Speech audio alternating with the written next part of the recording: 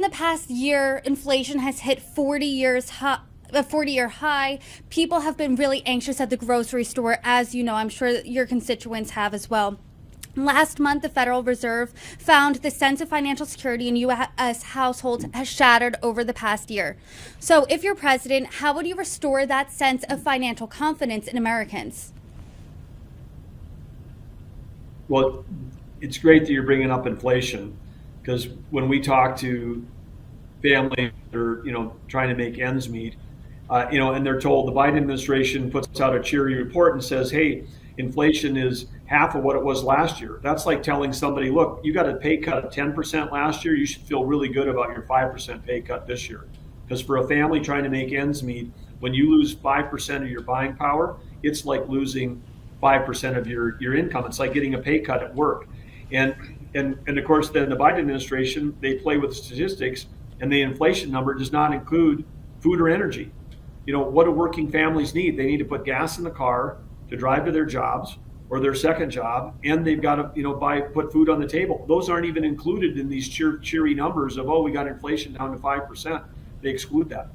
I know as a governor, this spring, when we were taking all the federal money that got printed and shoved out to the states under this infrastructure piece, when we were building roads this spring, all the bids that we got back, they weren't 5% higher, 10%.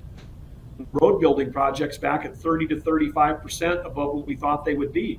Well, if you're a state, you don't go, okay, it doesn't pencil out, I guess we're not going to build roads this summer. We're not going to do any road construction. No, what you do is you end up building 70 miles of road instead of 100 miles of road. You suck up all the labor from the private sector, and then you continue to drive inflation. So we're in a spot actually right now where you could actually have stagflation, where you have a stagnant economy in the private sector and still have inflation because of all the government spending. And Biden administration is, celebrating these ribbon cuttings around the country, and it's actually creating economic havoc with the private sector. I mean, we could see housing dry up because of the high interest rates. We could see, apartment construction. When you have less supply, you're going to have higher prices for rentals. You're going to have higher prices for, and so, like I said, what they're doing on the economy completely backwards. And we start with cutting red tape, start with reducing spending. Do the things that we need to do to get inflation under control so we get interest rates down, and then reduce the size of the federal government, move that power back to the states, and the states can move it back to the locals. We can right-size government in this country. I'm from Pennsylvania. When I go home, a lot of the things people tell me, my eggs are too expensive, groceries to feed my family, it's just too much. So what would you tell those people if you were president? How are you reducing those prices so people feel the impact immediately? When we're talking about food, and it goes back to red tape, which states created the federal government, not the other way around. States, we have a Department of Environmental Quality. We can set the rules for how we do that within our state.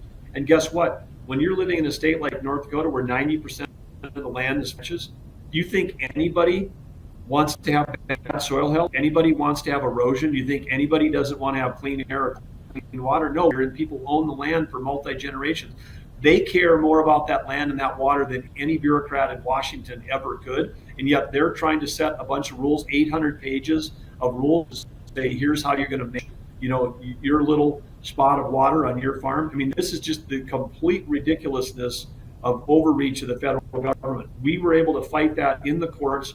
WOTUS got tossed out, the waters of the USA. And again, when you do that, that's a burden on every farmer. And when you put red tape burdens on farmers, that's what raises the price of food.